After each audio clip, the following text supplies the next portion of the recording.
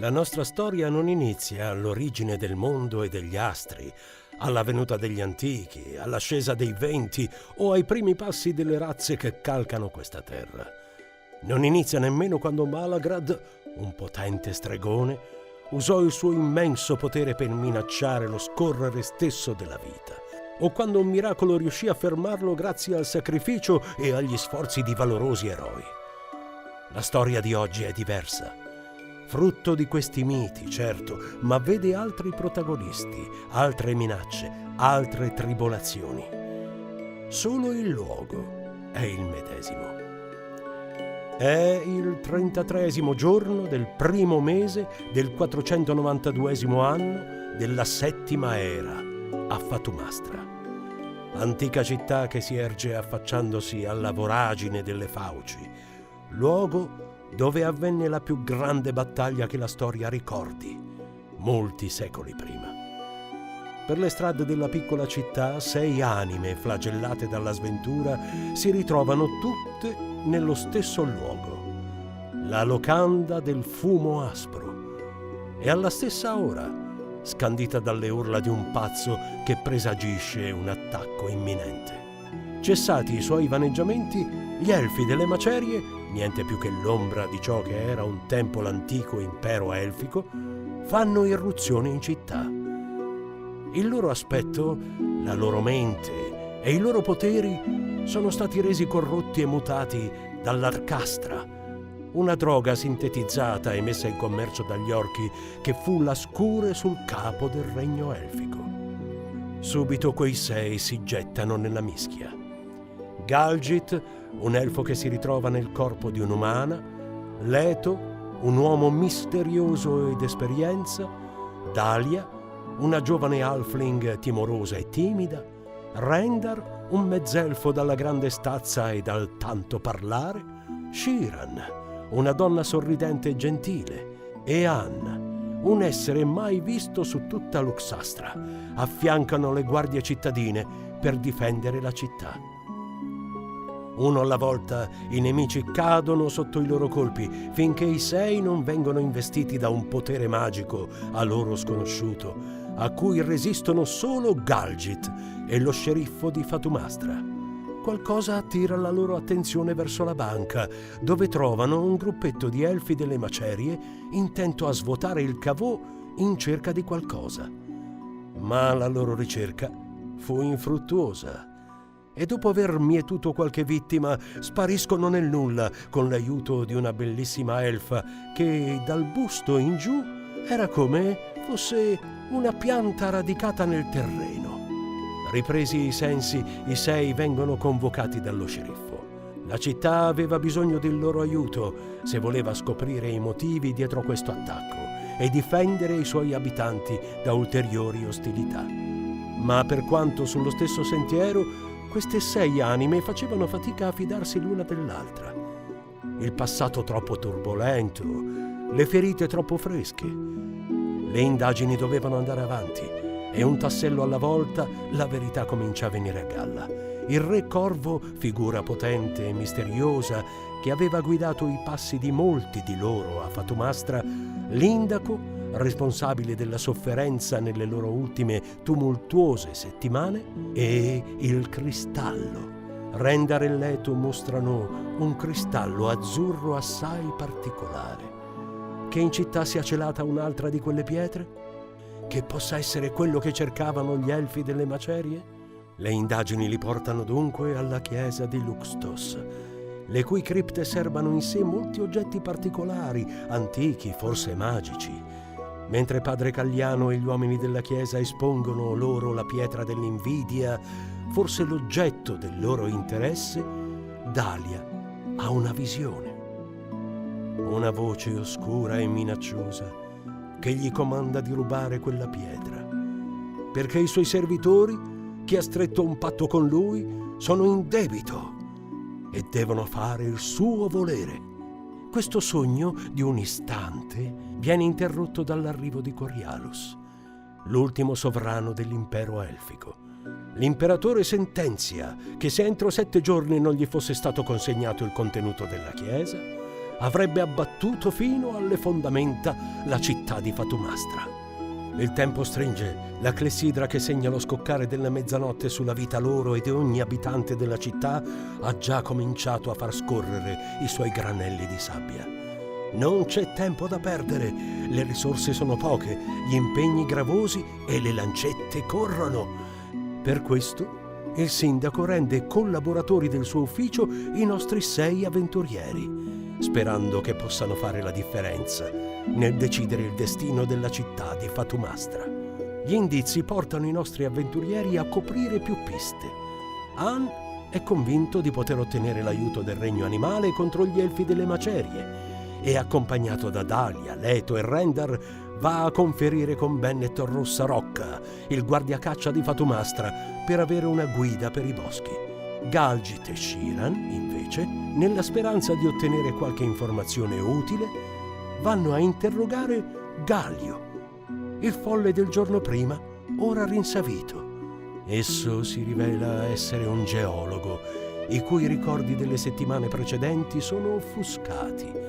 La tappa successiva è la banca di Fatumastra, dove gli elfi delle macerie hanno distrutto tutte le pietre preziose di colore blu.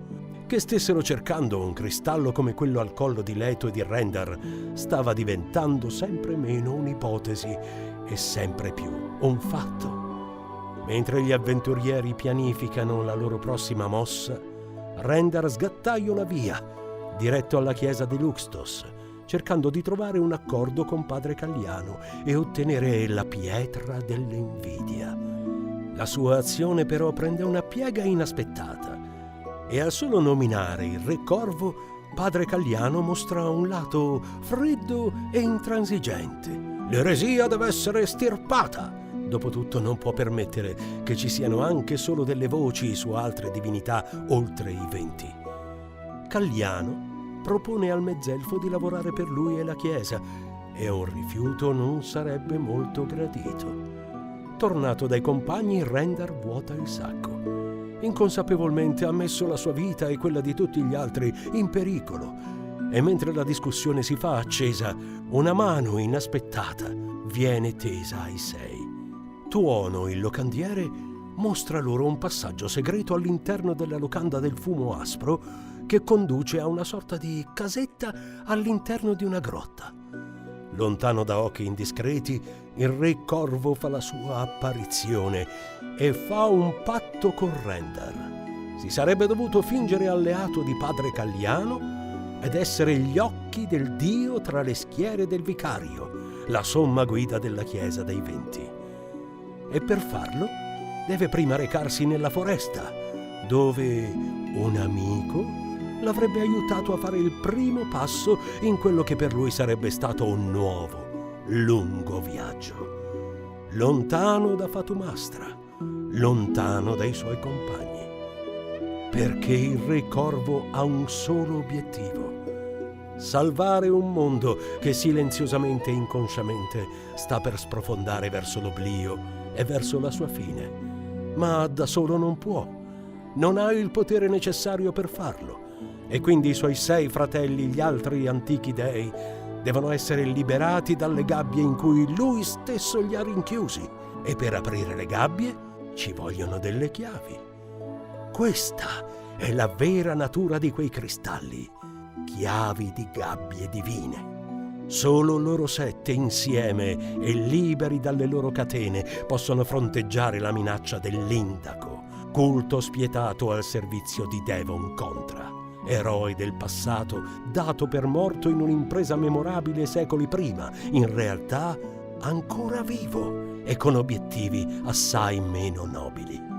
Gli Indaco sono il grande nemico e gli elfi delle macerie un imprevisto di cui occuparsi al più presto. Galgit, Rendar, Shiran, Han, Leto e Dalia hanno la loro missione e insieme a quella 6 piccoli doni offerti dal re Corvo.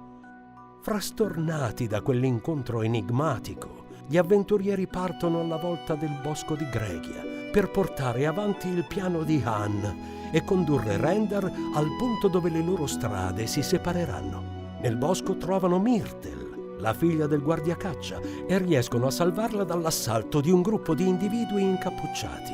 Grata per il loro gesto, decide di scortarli dal suo mentore, il quale potrebbe aiutarli nei loro scopi. Un druido di nome Myrdin. Una figura solenne, quieta, ma che non cela una certa antipatia per il re Corvo. Che sia lui l'amico a cui si riferiva il dio piumato.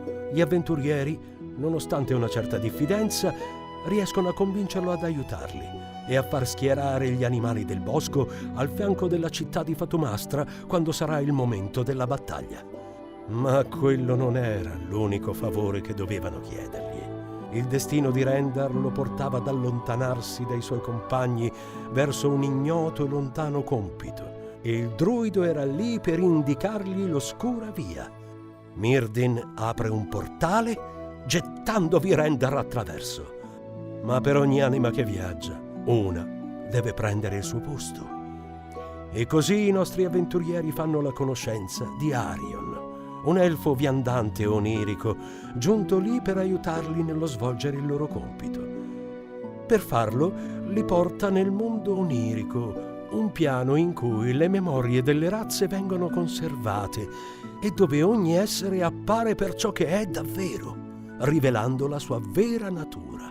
Galgit riappare come un avvenente elfo dai capelli verdi, Ann come un gufo parlante, Shiran come una volpide dal pelo rossiccio, Dahlia come un halfling senza vita e Leto come un manichino senz'anima. Travolti dallo stupore, lo sconcertamento e le tante domande, Arion spiega di più su quel mondo, sulla loro missione, sul vero obiettivo. La ricerca dei cristalli, la liberazione degli antichi e la minaccia degli Indaco. Rivela la vera natura di Leto, che non è nient'altro che un homunculus, un umano artificiale creato dalla Chiesa per fare la volontà del vicario, e confida a Galgit un segreto inaspettato. Nell'elfo dai capelli verdi scorre sangue imperiale. Appesantiti nel cuore e nello spirito dalle ultime scoperte, i 5 avventurieri danno un amaro saluto ad Arion, dopo avergli affidato l'ultimo cristallo in loro possesso, e si ridirigono verso Fatumastra, coscienti della loro prossima meta, le miniere che si estendono sotto la città. Per ogni anima che viaggia, una deve prendere il suo posto, e come Arion era arrivato dai nostri 5 avventurieri, Rendar raggiunge la sua destinazione. Smarrito e frastornato, 2 figure lo accolgono in quel luogo sconosciuto. Un orco di nome Alastor e un nano di nome Boris. Quest'ultimo spiega a Rendar qual è la missione che sta portando avanti con Alastor. Il nano è un infiltrato nella Chiesa dei Venti e agisce insieme all'orco come araldo del re Corvo, cercando per volere di quest'ultimo qualcosa di importante, forse una delle divinità imprigionate. Per questo sono nella Conca Verde, nei pressi delle rovine di Oglash, dove sono in atto degli scavi per volere della Chiesa. Sperando di trovare l'obiettivo della loro ricerca, si addentrano nelle grotte col favore delle tenebre, ma ad accoglierli ci sono degli inquisitori corrotti, anch'essi in cerca del cristallo. Lo scontro si fa violento e Rendar, Alastor e Boris hanno la meglio, ma troppo tardi. Gli Indaco sono arrivati alla gabbia prima di loro e con una potente magia svaniscono nel nulla portando l'enorme gemma con sé. E ora i 3 si ritrovano a mani vuote, con la grotta che gli sta crollando addosso. All'alba del 4° giorno dal funesto monito di Corialus, i nostri avventurieri si sono diretti verso le miniere che si estendono sotto la città di Fatumastra. Non manca molto prima che l'imperatore elfico arrivi in città per reclamare ciò che brama, pena la distruzione totale. E con determinazione i nostri, spalleggiati dal vice sceriffo, si addentrano nei cunicoli sotterranei in cerca di segni della presenza del loro nemico. Ma invece che indizi, una nuova sventura li attende oltre la soglia. Nel buio delle grotte, Un enorme e abominevole ragno senziente e la sua nidiata tendono un'imboscata al gruppo di eroi, prendendone uno alla volta. Prima Han, poi Dahlia, Shiran, Galgit. L'ultimo a ergersi a difesa dei suoi amici è il prete dal manto rosso. Con il coraggio nei suoi occhi e la fede nel suo cuore, Leto stringe con forza la sua spada. In un gesto tanto valoroso quanto disperato, affronta da solo l'aberrazione che gli si para di fronte agli occhi. La sua spada si muove veloce e decisa, mentre spera di essere in grado di salvare i suoi compagni. L'unica famiglia che per ora sente di poter considerare reale.